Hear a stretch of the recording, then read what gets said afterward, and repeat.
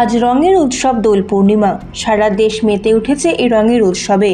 রঙে রঙিন হয়ে উঠেছে সাধারণ মানুষ থেকে নেতা মন্ত্রীরাও। বাদ যায়নি কেউই। 8 থেকে 80 সকলের প্রিয় উৎসব এই দোল উৎসব। তমলুক লোকসভার অন্তর্গত মহিষাদল রাজবাড়িতে আজ দোল উৎসবে মেতে উঠেছে সাধারণ মানুষ। এই রাজবাড়িতে আজ বহু লোকের সমাগম ঘটেছে।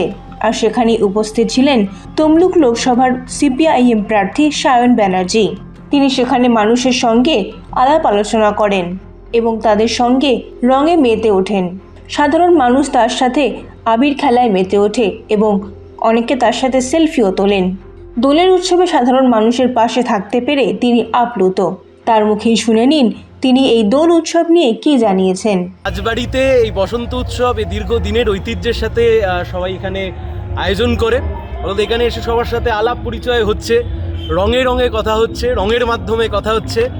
আর রং, মনের রং, সবার মনের রং লাগুক, এই সব কিছুর মধ্যে দিয়ে সবার সাথে আলাপ পরিচয়, ভালো লাগা, ভালোবাসা, বেশ ভালোই যাচ্ছে দিনটা। সবার সাথে গল্প, গান, আড্ডা, সুন্দর সাংস্কৃতিক অনুষ্ঠান, এক সুন্দর পরিবেশ এই রাজবাড়ির অভ্যন্তরে। এখানে যে অসাধারণভাবে একটা বসন্ত উৎসব করে, খুব সুন্দর, এবং আমরা সবাই খুব আনন্দ করছি। তমলুক থেকে নিজস্ব প্রতিনিধির রিপোর্ট, এনএম নিউজ।